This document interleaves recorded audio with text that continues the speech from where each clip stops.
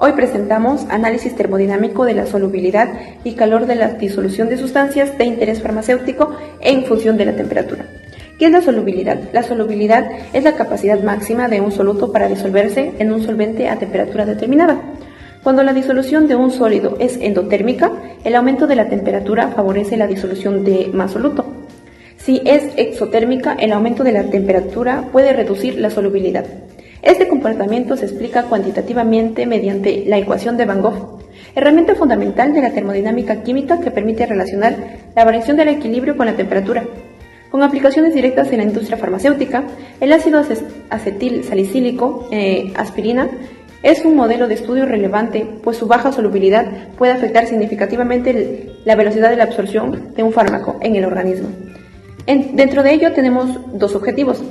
El primero es determinar la variación de la solubilidad del ácido. Dentro de ello tenemos dos objetivos. El primero es determinar la variación de la solubilidad del ácido acetil salicílico en función de la temperatura mediante la preparación de soluciones saturadas a 25 grados centígrados, 40 grados centígrados, 60 grados centígrados. El segundo objetivo es estimar el calor de la disolución del ácido acetil salicílico aplicando la ecuación de Van Gogh, analizando la relación termodinámica entre la solubilidad y la temperatura. Bien, para empezar definamos lo que es solubilidad. La solubilidad de un sólido en un líquido se define como la máxima cantidad de soluto que puede disolverse en una cantidad fija de solvente a una temperatura y presión determinadas. En este punto se alcanza un equilibrio dinámico entre el soluto sin disolver y las especies disueltas. Bien, este equilibrio se presenta de dos formas. Para solutos iónicos usamos la constante del producto de solubilidad, que es el Kps. Para solutos moleculares como el ácido acetil salicílico que usamos en esta práctica, se presenta mediante la fracción molar X. Bien, la dependencia de la solubilidad con la temperatura se describe cuantitativamente mediante la ecuación de Van Gogh, que deriva de la relación entre la variación de la constante de equilibrio y la temperatura. Su forma diferencial es mostrado en la diapositiva. Bien, integrando esta ecuación entre dos temperaturas y suponiendo que el delta de H es constante en el intervalo del trabajo, obtenemos la forma integrada, que también está presente en la siguiente diapositiva, donde X es la solubilidad expresada como fracción molar del soluto en la solución saturada. R es la constante universal de los gases con un valor de 8,314 joules por mol a la menos 1 por Kelvin a la menos 1. Ok. T es la temperatura absoluta en Kelvin y delta de H es el calor molar de disolución medidos en julios por mol. Bien, el signo de delta de H nos indica el tipo de proceso. Si la disolución es endotérmica, entonces el delta de H va a ser mayor a 0. Esto indica un aumento de temperatura e incrementa la solubilidad. Si la disolución es exotérmica, el delta de H va a ser menor a 0. Eso significa que va a haber un aumento de temperatura y va a disminuir la solubilidad. En nuestro caso trabajamos con el ácido acetil salicílico, más conocido como la aspirina. Este fármaco presenta una solubilidad baja en agua, aproximadamente de 3 a 5 gramos por litro a 25 grados Celsius. Esta característica nos permite estudiar experimentalmente su comportamiento térmico. Para ello, preparamos soluciones saturadas a tres temperaturas distintas, 25 grados Celsius, 40 grados Celsius y 60 grados Celsius. Luego, mediante una valoración con hidróxido de sodio, determinamos lo que es la concentración del ácido disuelto en cada temperatura. Así es posible calcular la solubilidad en cada caso. Bien, una vez obtenidas las solubilidades, graficamos el logaritmo natural de la fracción molar, en el eje Y, contra el inverso de la temperatura absoluta, en el eje X. La pendiente de la recta obtenida nos permite estimar el valor del delta de H para el proceso de disolución.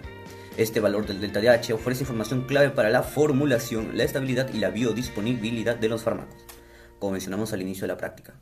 Bien, finalmente estos fundamentos están basados en el libro de Maron y Bruton del año 2002 de Fisicoquímica. A continuación pasaremos a explicar el procedimiento experimental y los cálculos realizados.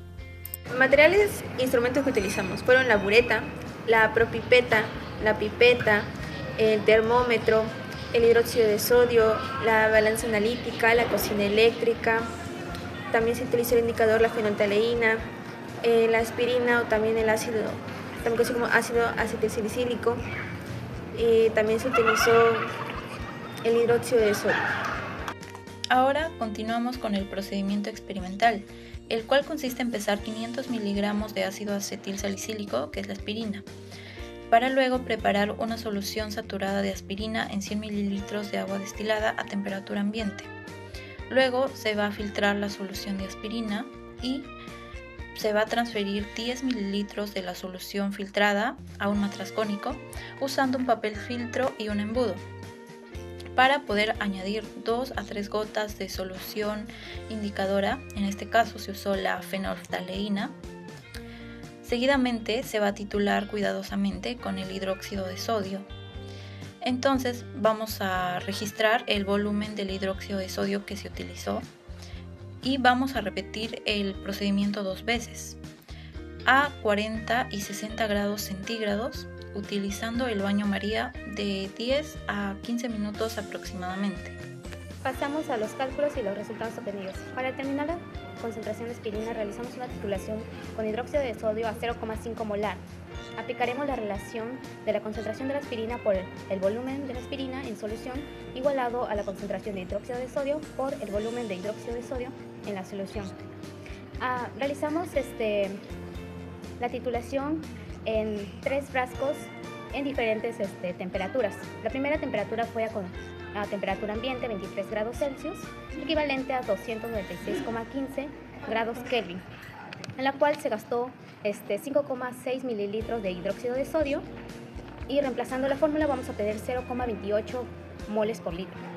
En el segundo frasco o en la segunda solución se gastó 3,3 mililitros de hidróxido de sodio, obteniendo una concentración de 0,0165 moles por litro. En el tercer frasco empleamos 3 mililitros de hidróxido de sodio, en la cual vamos a obtener un resultado de 0,015 moles por litro. Luego convertimos la concentración a solubilidad. Para ello vamos a emplear la fórmula de la solubilidad, que es igual a, va a ser igual a la concentración por la masa molar de la aspirina, que es 180 gramos por mol sobre 10. En el primer cálculo de la solución número 1 vamos a obtener un resultado de 0,504 mol por litro. En el segundo vamos a obtener un resultado de 0,297 mol por litro. Y en el tercero, por último, 0,027 mol por litro. Al obtener estos resultados y llevarlos a la tabla, vamos a poder observar que al aumentar la temperatura la solubilidad disminuye. Por último, vamos a aplicar la ecuación de Van Hoff y vamos a calcular el inverso de la temperatura y el logaritmo de la solubilidad. Para obtener los resultados del logaritmo nos apoyamos de una calculadora científica y colocamos los datos de la tabla, los resultados de la solubilidad, y vamos a obtener que el logaritmo de la solubilidad en el frasco número 1 va a ser igual a menos 0,297, en el segundo frasco va a ser igual a menos 0,527 y por último en el tercer frasco va a ser igual a menos 1,568. Estos datos los vamos a graficar en un Excel, donde el logaritmo de la solubilidad se va a encontrar en el eje Y versus el inverso de la temperatura, que se va a encontrar en el eje X. Y vamos a obtener una línea recta pendiente que nos permitirá calcular el calor de disolución. Ahora, siguiendo con los cálculos del calor de la disolución, tenemos los siguientes datos, donde la pendiente es de 2338.45 y la constante de los gases es de 8.314 joules sobre mol por Kelvin. Discusión. En nuestra discusión hemos observado que los resultados experimentales mostraron una tendencia decreciente en la solubilidad del ácido acetilsalicílico al aumentar la temperatura. Este comportamiento nos resultó algo contradictorio con lo esperado teóricamente, ya que según la ecuación de Van Hoff, un proceso endotérmico debería incrementar la solubilidad al elevar la temperatura. La discrepancia observada podría atribuirse a errores en la titulación, pérdida de soluto durante la filtración en caliente o hidrólisis de la aspirina a temperaturas elevadas. La pendiente obtenida permitió estimar el calor de disolución, confirmando el carácter endotérmico del proceso. La ecuación de Van Hoff nos permitió modelar la solubilidad de los fármacos en función a la temperatura, para optimizar formas de dosificación y condiciones de almacenamiento de un medicamento. En el caso de la aspirina, su baja solubilidad acuosa puede afectar directamente su velocidad de absorción en el organismo. Las conclusiones. Primero, se determinó la variación de solubilidad del ácido acetilsalicílico mediante en función de la temperatura, en las cuales se utilizaban las preparaciones centradas a 25, 40 y 60 grados, en las cuales se observaron el aumento progresivamente del soluto disuelto al aumentar la temperatura. Segundo, se estimó el calor de disolución del ácido acetilsalicílico aplicando la ecuación de Van Hoff. Así analizamos la relación entre la solubilidad y la temperatura. Los resultados indicaron que el proceso de disolución es de carácter endotérmico debido a que el aumento de temperatura favoreció la disolución del soluto. El análisis termodinámico de la solubilidad tiene aplicaciones en diferentes ámbitos. En farmacia nos ayuda a optimizar la formulación de medicamentos, desde poder elegir adecuadamente un solvente hasta poder definir las condiciones de almacenamiento, dependiendo si la disolución es endotérmica o exotérmica. Más allá del campo farmacéutico, tenemos que también influye en el nivel medioambiental, prediciendo el comportamiento de los contaminantes entre el agua y la atmósfera. De igual manera, en la industria alimentaria controla la solubilidad de gases como el CO2 en productos envasados, garantizando la correcta conservación. Así, lo trabajado en esta práctica resulta fundamental no solo en el laboratorio, sino también a nivel de la ciencia e industria. Ahora tenemos las propuestas de innovación. La primera propuesta es producir medicamentos con cristales de mejor calidad y más uniformes.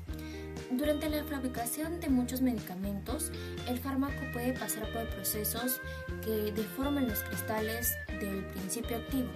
Si estos cristales no son del mismo tamaño, las pastillas no se disuelven de la mejor forma en el cuerpo y el medicamento, por lo tanto, no actúa bien.